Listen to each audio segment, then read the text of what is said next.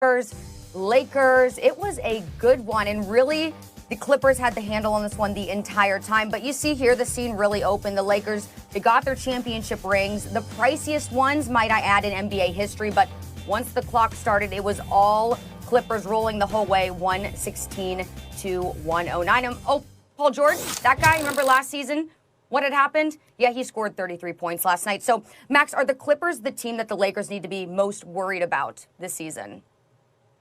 I can't say that at all. I can't say that at all based on yesterday. I take no stock in that game. I wasn't expecting the Lakers to do a whole lot. A championship hangover. They finished playing last. They're not going to get ramped up for a little while. And I think largely people understand that, right? But more than that, Stephen A. Paul George scored 33, so what? Opening night, so what? I need to see Paul George score 33 closing night, not opening night. And that's the whole question about this team. Now, do I like what they've added to the team? Do I like Ibaka? Oh, yeah. And we both agreed that Ibaka was an upgrade on Montrezl Harrell, who's a nice player. But Ibaka, with championship experience, all that, that's a really nice pickup. They did not get Rondo. They did not get the point guard who can organize that offense. Batum, if a dude like that is interested, right, because he got his money and he went to a place where they weren't going to be competitive and we all forgot about him, and frankly, he didn't play very well. But if he's going to be interested and still has some gas in the tank, that's an interesting pickup. Is that enough to make me think that the Clippers are going to be the biggest threat to the Lakers? When, for example, I saw last year the Clippers got by the Mavericks because and only because Porzingis was unfairly fouled out of a game. The refs threw him out of a game he should not have been thrown out of, and then he got hurt. If Porzingis is healthy, Mavericks are better than the Clippers last year. I watched it, and I picked the Clippers. And I said after that series, Mavericks are a better team than them. Maybe the Nuggets are too, right? Like a team the Clippers actually lost to. Let's see what happens with Porter Jr. I can't say based on day one, when you're not in the playoffs and Paul George shows up, I want to see playoff PG-13 become a compliment, not an insult. Then I'll buy the Clippers. Well, first of all, I can say that the Clippers are the biggest threat to the Lakers because last night had nothing to do with that. I felt that way coming into the season. And here is the reason why. I don't think we'll ever see Kawhi Leonard and Paul George more motivated with the acquisition of Serge Ibaka and Ty Lue coaching them and having the cachet to hold them accountable, even more so than Doc Rivers. Remember, when Doc Rivers inherited them, he was in his 6th year in Los Angeles. There was questions as to what his future was going to be as the Los Angeles Clippers coach, because sometimes when you're there and you're in a particular place long enough, sometimes they feel they just need a new voice, and you had people close to Ballmer that didn't necessarily want Doc Rivers to be retained. So as a result of that, he walked in the last season with all of that going on. Then you combine that with the bubble and the bubble play because the NBA season was halted. The reality of the situation is that Ty Lue is in a better situation than Doc Rivers was to coach this team. Now, you're Kawhi Leonard. Unlike your first championship in San Antonio, unlike your second championship in Toronto, you are the face of this franchise, meaning these Los Angeles Clippers.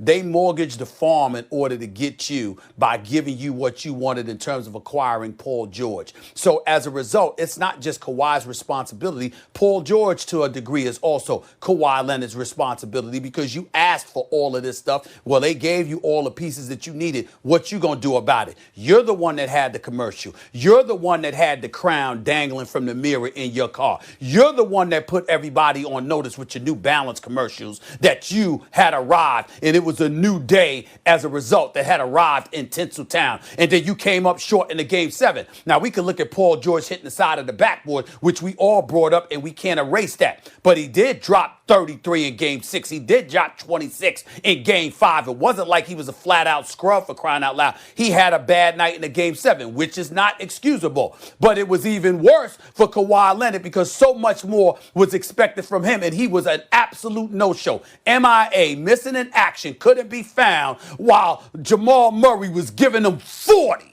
So what I'm saying to you is that with all of that stuff going on, and now LeBron James being a championship in the same building, in the same city, in the same town, with you still having those damn commercials, I think they're highly motivated. And as a result, We're going to see the Clippers come at the Lakers. I think that that's their problem, Max. They wasn't even interested in playing anybody else but the Lakers. The Clippers get up for the Lakers unlike they get up for any other team in the NBA. If you're talking about what could happen to them beforehand, fine. But if you're talking about a matchup face to face, you against me, the Los Angeles Clippers are the most significant threat to the Los Angeles Lakers because that's the one team they get up for every night.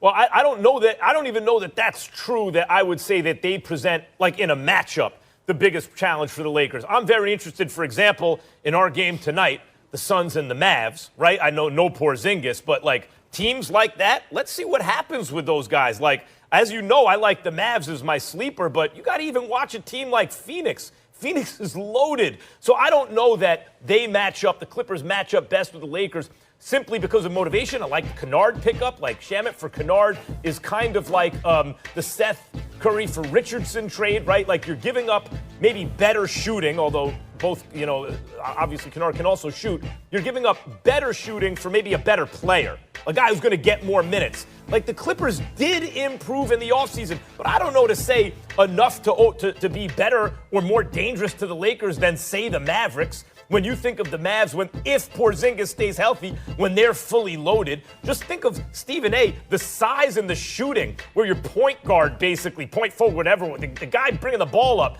in Luka is 6'8". When your two guard, Tim Hardaway Jr., is what, 6'6", 6'7"?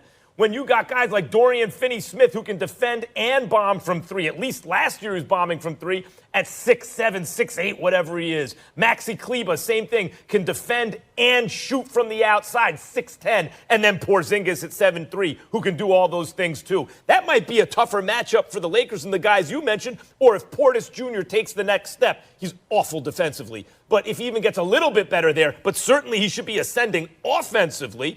I mean, the Clippers couldn't handle those guys.